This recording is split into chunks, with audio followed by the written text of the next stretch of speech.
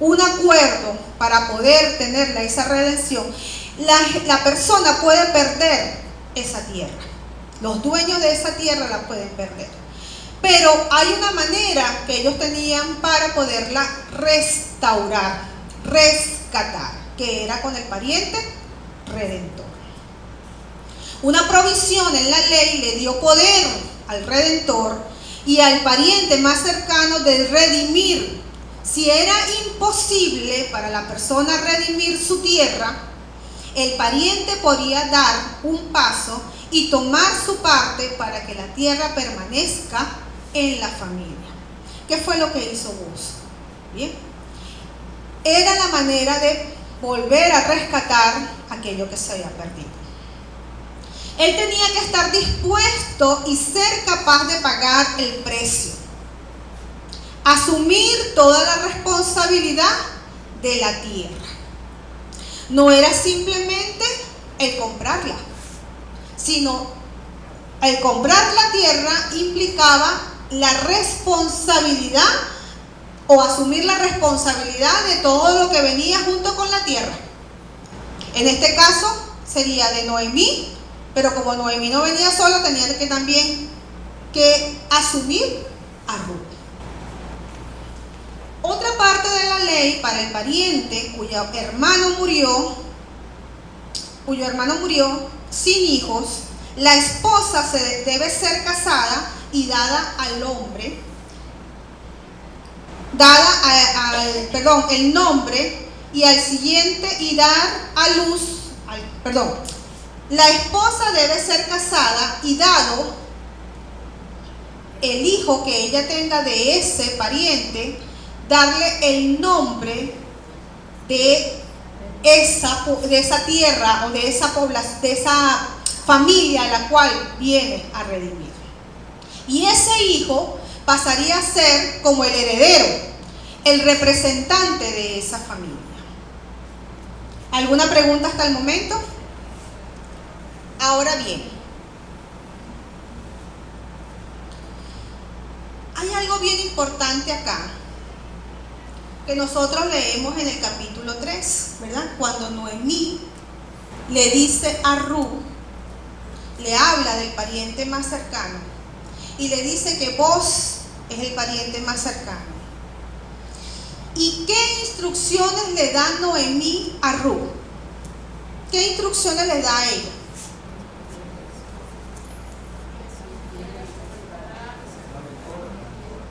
Su mentora. ¿Cuál fue la orientación que le dio su mentora?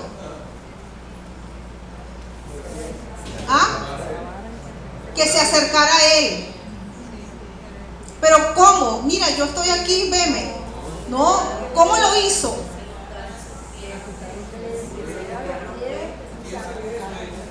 Así es. Primero, ve allá, ¿verdad?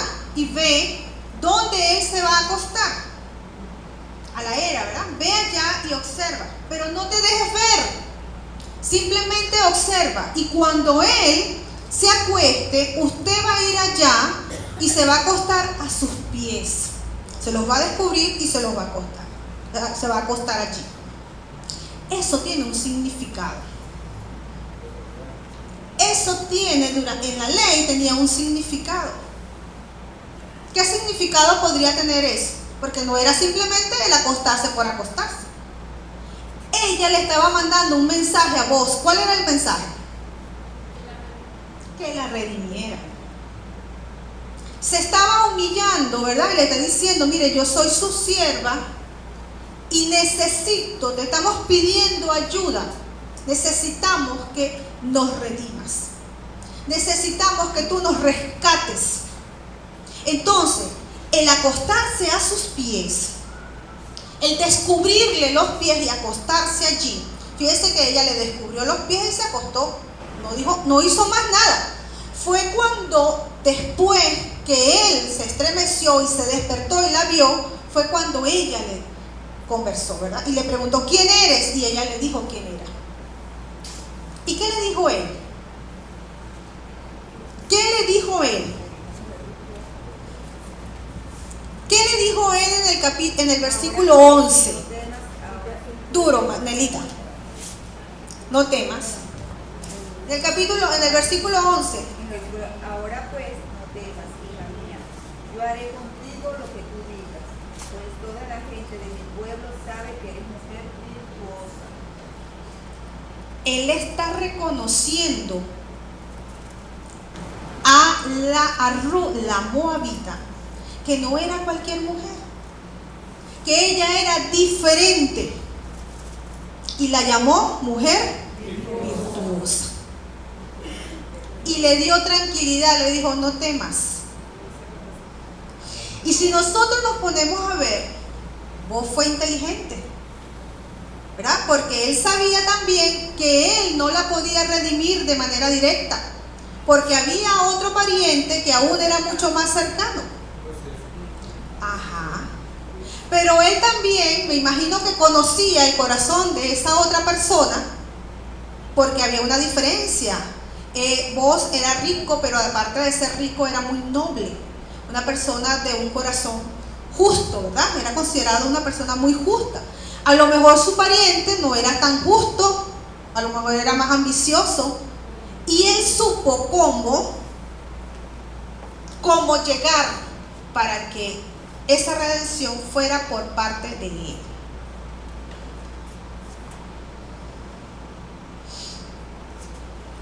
La palabra rescate está relacionada con el concepto cristiano de la redención.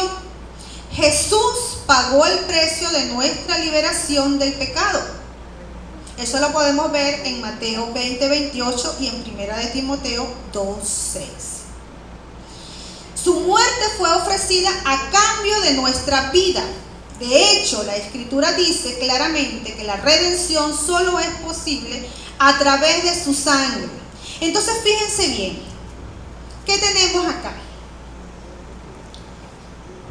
Como este es el plan de redención, cada uno de estos personajes en el libro de Ruth tienen un significado para nosotros y para la Biblia y para Dios. Ellos representaban a alguien. Entonces, fíjense, vos, ¿a quién iba a representar vos? A Cristo. Si Él era el Redentor, ¿verdad? El pariente redentor, vos simbolizaba a Cristo. ¿Por qué? Porque resulta que nosotros por la ley no podíamos ser redimidos. ¿O sí? No, jamás. Nosotros por la ley jamás íbamos a poder pagar nosotros o cualquiera de nuestros parientes el precio de nuestra redención. Entonces, por eso que en el plan de redención de Dios, Él decide enviar ¿a quién? ¿A quién? A Cristo, a su Hijo, para que Él pudiese pagar el precio. Y no era cualquier precio, porque a lo mejor la ley, el precio era en metálico, ¿verdad? Comprar. Pero el precio que pagó Cristo fue el precio de su sangre. Entonces allí vemos, ¿verdad?, cómo vos redime a Noemí y a su familia, simboliza a Cristo, y Él, por esa redención que Él hizo, por ese sacrificio, por esa compra que nos hizo, por eso nosotros fuimos comprados con sangre, nosotros hoy en día podemos gozar de la salvación. Amén. Gloria a Dios por eso. Ruth representa todos aquellos gentiles que los judíos odiaban, que eran insensatos, ¿verdad?, ante su presencia, pero que estábamos en la promesa que Dios le había hecho a Abraham, ¿verdad? De ti serán benditas todas las naciones de la tierra.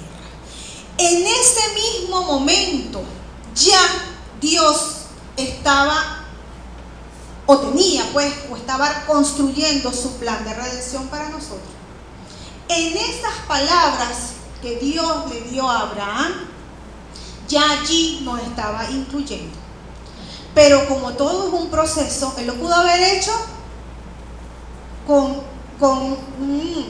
¿verdad? Con un solo mandato. Pero como él es sabio y él sabe que las cosas tienen que hacerse con orden. Y así fue, así lo hizo él. Entonces, Vos simboliza a Cristo, Ru, todos los gentiles, ¿verdad? Que éramos excluidos allí, pero que tuvimos, por esa gracia, tuvimos la bendición de la salvación. Noemí simboliza al pueblo de Israel justo.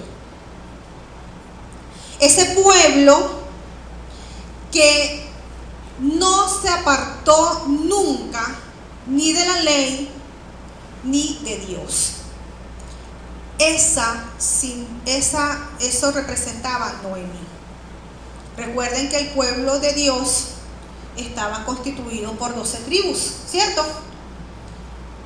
Y esas tribus, pues no todos hacían la voluntad de Dios. Y por eso ellos tuvieron tantos años que subían y bajaban, pero hubo un grupo, un remanente que a pesar de todas las cosas se mantuvo. Entonces Noemí simbolizaba a ese grupo. ¿Alguna pregunta? Entonces fíjense cómo todo engrana dentro del plan de redención de Dios. Yo los veo como muy callados. Ajá, algo bien importante, fíjense.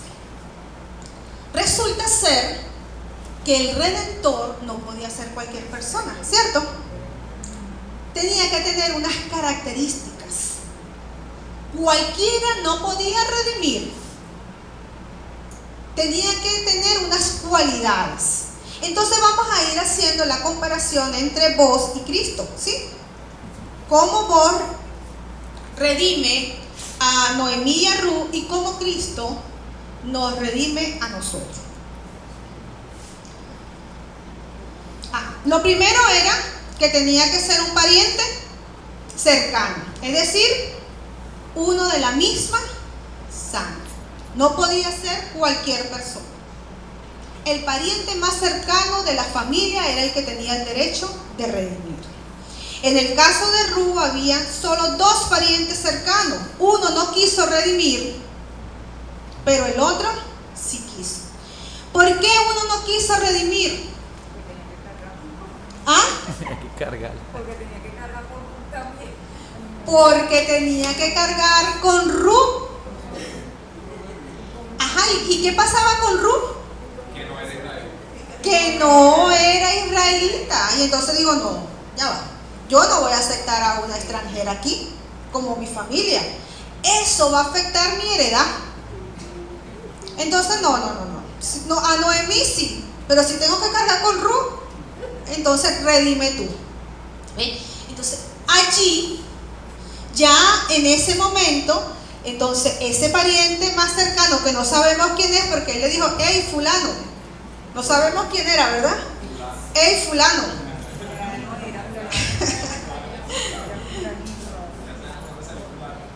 Ya sabemos, fíjense. De verdad que sí. Uno no quiso redimir, pero vos sí redimió, fue el redentor, tanto de Ru y de Noemí, como de las posesiones que Elimelech, marido de Noemí, había enajenado. Pero en el caso nuestro, ¿quién podía redimirnos? ¿Tendríamos nosotros un pariente más cercano que pudiese hacer esa compra por nosotros, y pagar por nuestra esclavitud? No. ¿Ah? ¿Quién? Imposible.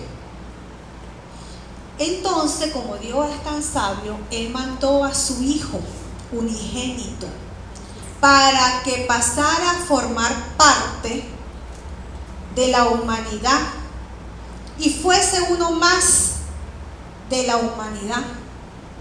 Y Él pasó a ser nuestro Redentor más cercano para nosotros.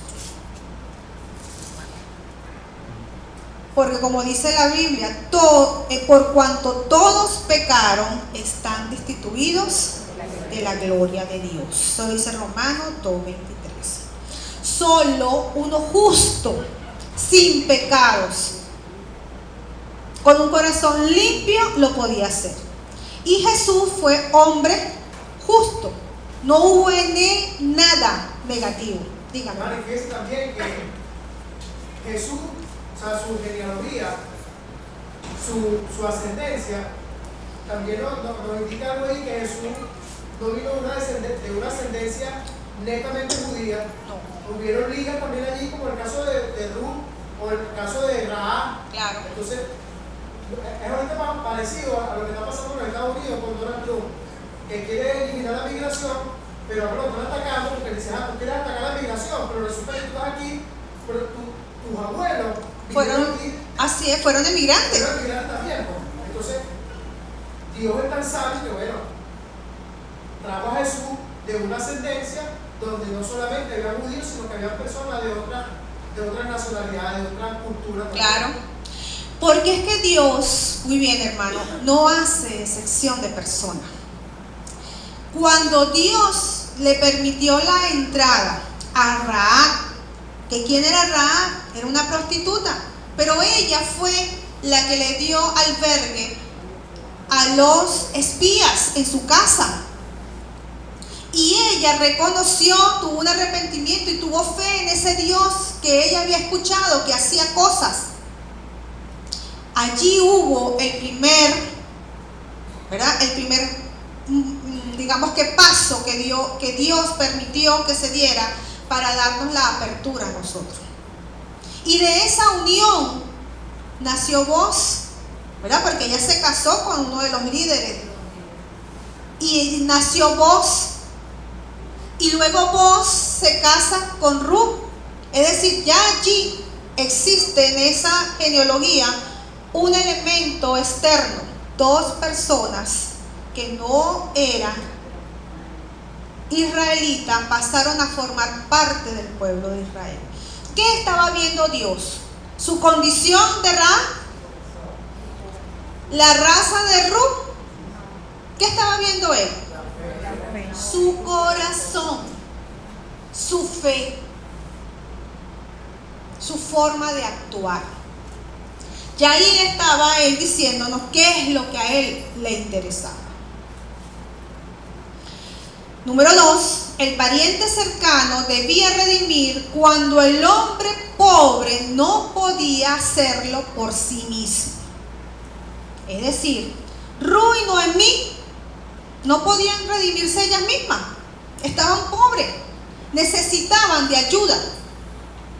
Y es por eso que esta mentora le dio las instrucciones a ella, y lo que Ruth hizo a los pies de Boaz simboliza ese acto de ayuda. Mire, estamos aquí, necesitamos de su ayuda. Ven y redime. Gracias a Dios, cuando aún éramos débiles a su tiempo, Cristo murió, ¿verdad?, por nosotros, por los impíos, por los pecadores. Si Cristo no se hubiese presentado para morir por nosotros, no habría ni la más mínima esperanza de salvación para ningún mortal. Estaríamos perdidos para siempre. Pero gracias a Dios y a ese plan de redención, nosotros tenemos y gozamos de este privilegio, de la salvación. Número 3. El pariente cercano debía tener con qué redimir. ¿Tenía Boaz cómo redimir a Noemí y a Ruth? ¿Por qué? Era rico. Y fue una persona bendecida, porque muy a la situación en que se estaba pasando allá en Canaán, sus campos eran bendecidos. Era una persona próspera, pero no solamente era próspera, sino que también tenía un corazón muy noble, que eso también es importante. Boz era hombre rico. Por eso Noemí dijo a Ruth: nuestro pariente es aquel varón, y uno de los que nos pueden redimir. Unos, porque eran dos, ¿se acuerdan? ¿Podía Cristo redimirnos? ¿Podía pagar el precio por nosotros? Amén. Y fue un precio muy alto, porque en el caso de Jesús, su paga fue ¿qué? La muerte. Crucifixión. Su vida. La paga que hizo Jesús fue su vida. Dígame, hermano.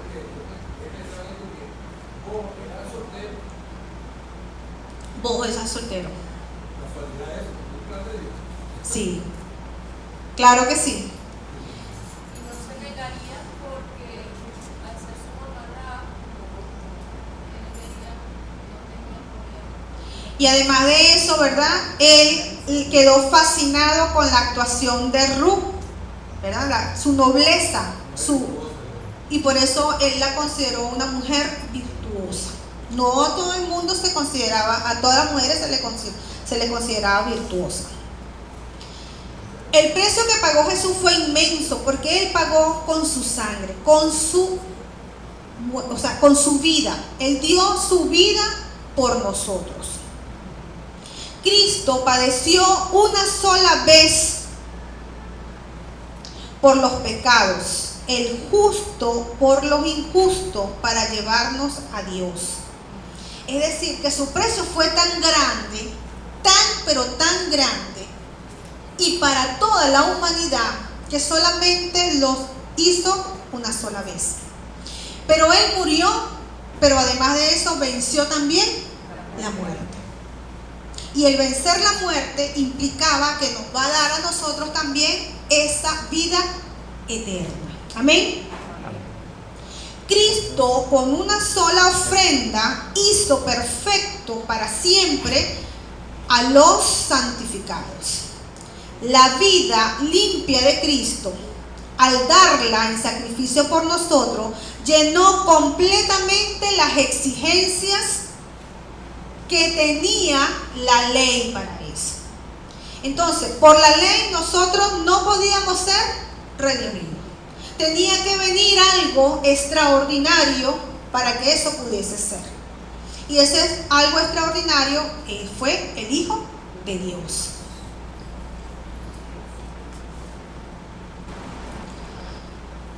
Otra cosa que el pariente más cercano también quería redimir, tendría que deseo de redimir, ¿verdad? Y ahí vemos que primero no quiso, primero dijo que sí hicieran las tierras.